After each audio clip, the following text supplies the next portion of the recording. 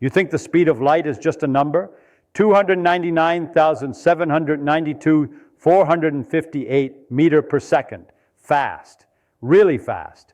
The fastest thing we know. Fine. But why is it the limit? Why can't you go faster? What stops you? Most people have never really thought about this. They just accept it. Einstein said so. Speed of light is the cosmic speed limit. That's just how it is. But that's not an answer. That's just repeating words. When you really ask why nothing can go faster than light, when you dig into what's actually stopping you, you discover something so strange, so fundamentally different from everyday experience, that it changes everything you think you know about space and time. The speed of light isn't just a speed. It's not just the fastest thing. It's the structure of the universe itself. It's woven into the fabric of space and time in a way that makes going faster literally meaningless. Let me show you what I mean. Let's start with something simple, something everyone knows. Things fall. Drop something, it falls down. 16 ft in the first second, to be precise. That's what Galileo measured. Drop a ball, drop a rock, drop anything. In 1 second, it falls 16 ft. Now the moon. The moon is going around the Earth. It's not falling down. It's staying up there, orbiting, going in a circle. But wait, is it falling? Think about it. If the moon were just sitting there in space, not moving, what would happen? It would fall toward the Earth. Gravity would pull it in. But the moon is moving. It's moving sideways, tangent to its orbit. And because it's moving sideways while gravity pulls it down, it keeps missing the Earth. It falls toward the Earth, but keeps missing. That's what an orbit is. Continuous falling while moving sideways fast enough to keep missing. Now here's where Newton had his brilliant insight. The moon is 240,000 lasmi from the center of the Earth. We're standing on the surface, 4,000 Dyson-mi from the center. So the moon is 60 times farther away than we are. Newton said, what if gravity gets weaker with distance? What if it follows an inverse square law? That means if you go twice as far away, gravity becomes 4 times weaker, 3 times as far, n times weaker, the square of the distance. If that's true, then at the moon's distance, 60 times farther, gravity should be 60 or 2 times weaker. That's 3,600 times weaker. Now on Earth, things fall 16 ft in 1 second. If gravity at the moon is 3,600 times weaker, then the moon should fall toward Earth by 16 feet, 3,600. Do the math. 16 ft divided by 3,600. That's about 1/12 of an inch per second squared. Wait, let me say that differently. In 1 second, something at the moon's distance should fall toward Earth by 1/12 of an inch. 3,600, because we're talking about the square of time in the formula. 1/12 of an inch, 3,600 equals 16 ft. Exactly what we measure on Earth. Newton calculated how far the moon should fall toward Earth in 1 second.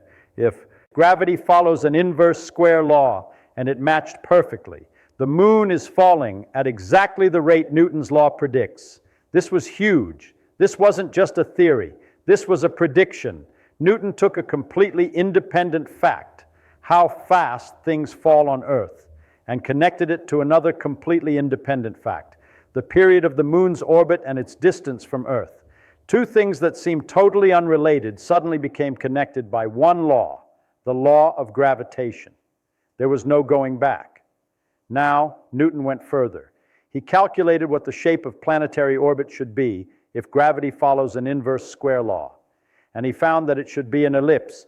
And guess what? Planets do move in ellipses. Kepler had already measured that, but Kepler didn't know why. Newton explained it. He got 3 for 2, as it were. And then more things fell into place. The tides. Why are there tides? Because the moon pulls on the Earth. But wait, if the moon just pulls the Earth toward it, there should only be one high tide per day, right? The bulge of water on the side facing the moon. But there are 2 tides per day every 12 hours roughly. Why? Some people thought the Earth was pulled away from the water. Others thought the water was pulled toward the moon. Both were sort of right, but neither got it completely. Newton realized what was really going on. The force of the moon on the Earth and on the water is the same at the same distance. But the water on the near side is closer to the moon than the Earth is, so it gets pulled more. And the water on the far side is farther from the moon than the Earth is, so it gets pulled less. So you get 2 bulges, one where the water is pulled more toward the moon, one where the water is left behind because the Earth is pulled more than that water. 2 tides per day. Actually, the Earth does the same trick as the moon. It goes around a circle. The center of the circle is somewhere inside the Earth. The Earth and Moon both orbit their common center of mass. If you wish, this water is thrown off by centrifugal force more than the Earth is, and this water is attracted more than the average of the Earth.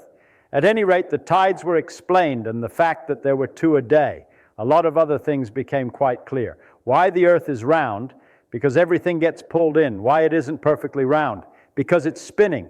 So the outside gets thrown out a little bit and it balances. Why the sun and moon are round, and so on.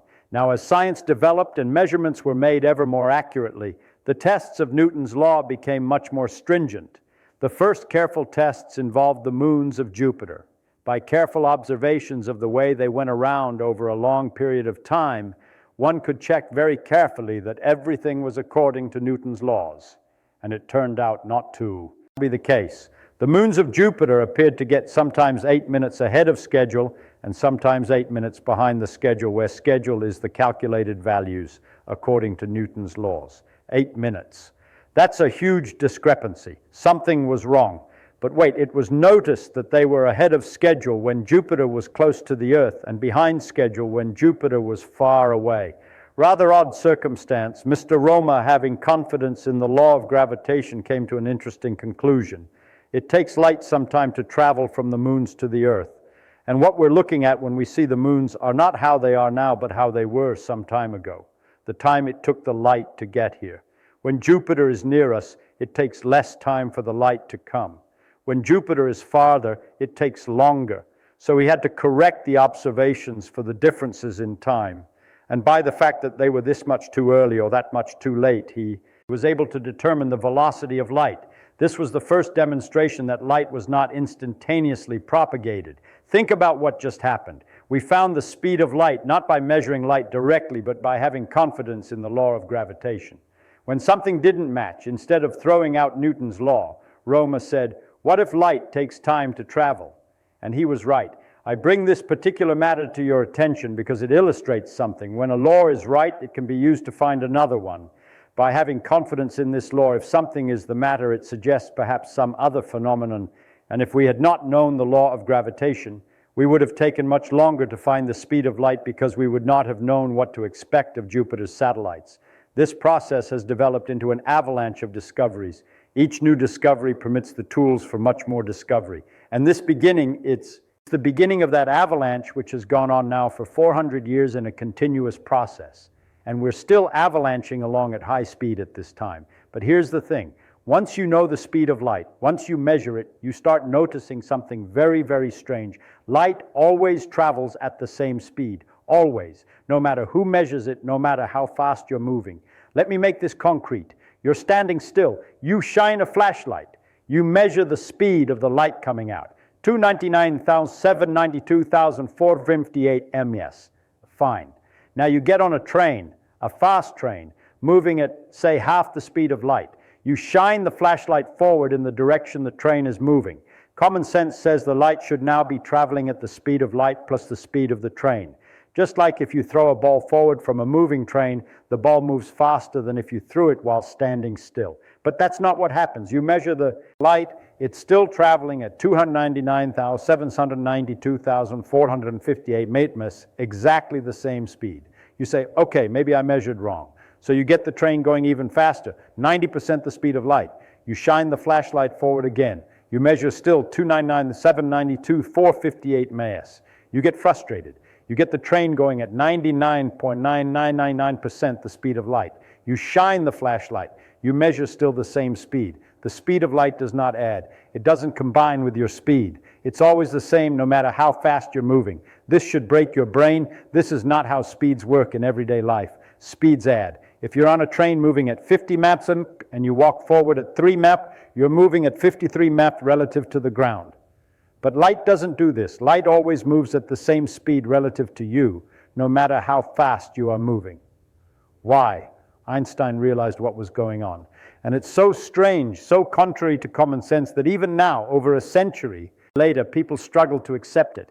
Time and space are not fixed. They're flexible. They bend and stretch to keep the speed of light constant. When you move faster, time slows down for you. Your clock literally ticks slower, and distances contract. The space in front of you gets compressed. These effects are real. They are not optical illusions. They're not measurement errors. Time actually slows. Space actually contracts. And the amount they change is exactly the right amount to make the speed of light come out the same for everyone. Let me say that again. The universe adjusts time and space, bends them, stretches them, compresses them to ensure that light always travels at the same speed for everyone. The speed of light is not just a speed. It's a structural constant of the universe. Space and time are arranged in such a way that this speed is the same for everyone. Now here's where it gets even stranger. If you try to accelerate something, anything to the speed of light, something very weird happens. The closer you get to the speed of light, the harder it becomes to go faster. It's not that you run out of fuel. It's not that your engine isn't strong enough. It's that the object itself resists acceleration more and more. We call this relativistic mass increase. As you go faster, your inertia increases. It becomes harder and harder to push you faster. And as you approach the speed of light, your inertia approaches infinity. To actually reach the speed of light, you would need infinite energy, which is impossible. So nothing with mass can ever reach the speed of light. Not because of some arbitrary rule, not because of engineering limitations, but because the structure of space-time itself prevents it.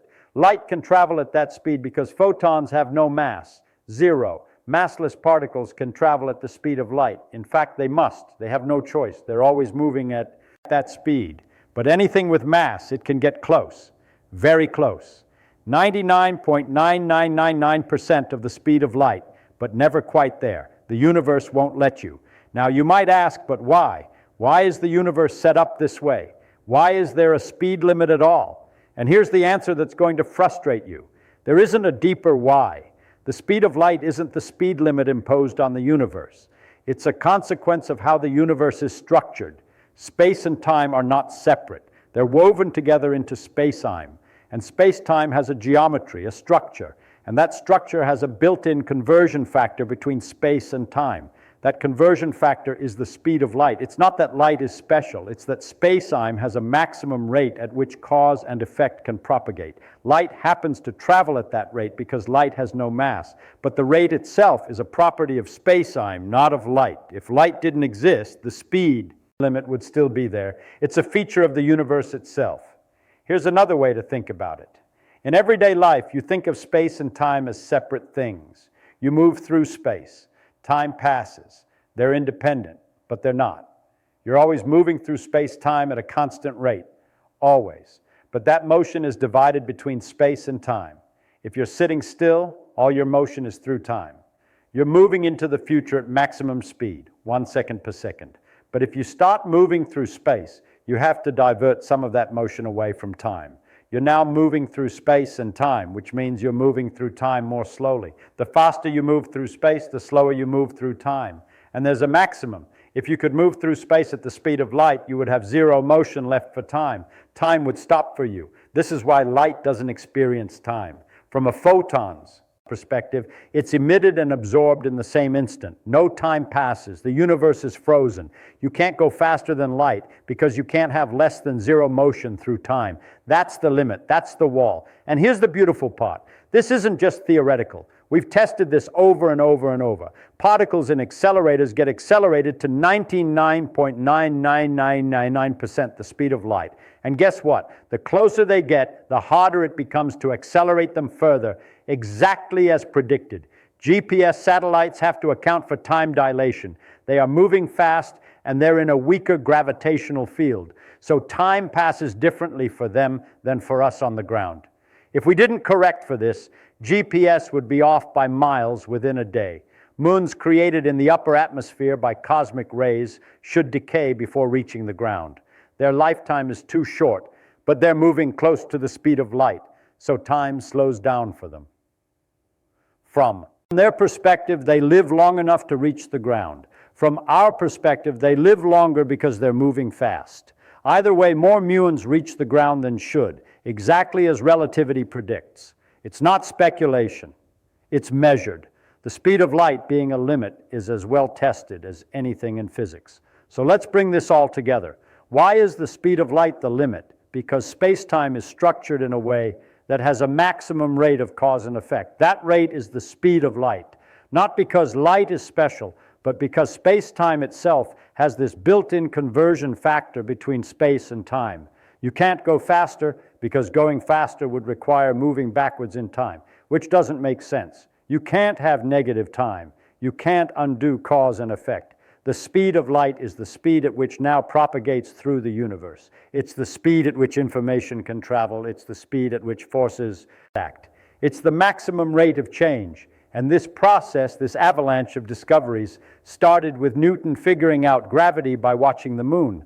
Then Roma figuring out the speed of light by watching Jupiter's moons. Then Einstein realizing that the speed of light is constant and deriving relativity from that. Then thousands of experiments confirming it, each discovery building on the last, each new insight opening doors to more insights. That's how science works. That's the avalanche that's been going on for 400 years, and we're still avalanching along at high speed at this time. The speed of light isn't just a number. It's the key. It's the thing that unlocks how space and time work. It's the thing that shows us the universe is stranger and more beautiful than we ever imagined. And the fact that we can understand it, that we can measure it, test it, use it to make predictions. That's the beauty of physics. Not comfort, not simplicity, truth.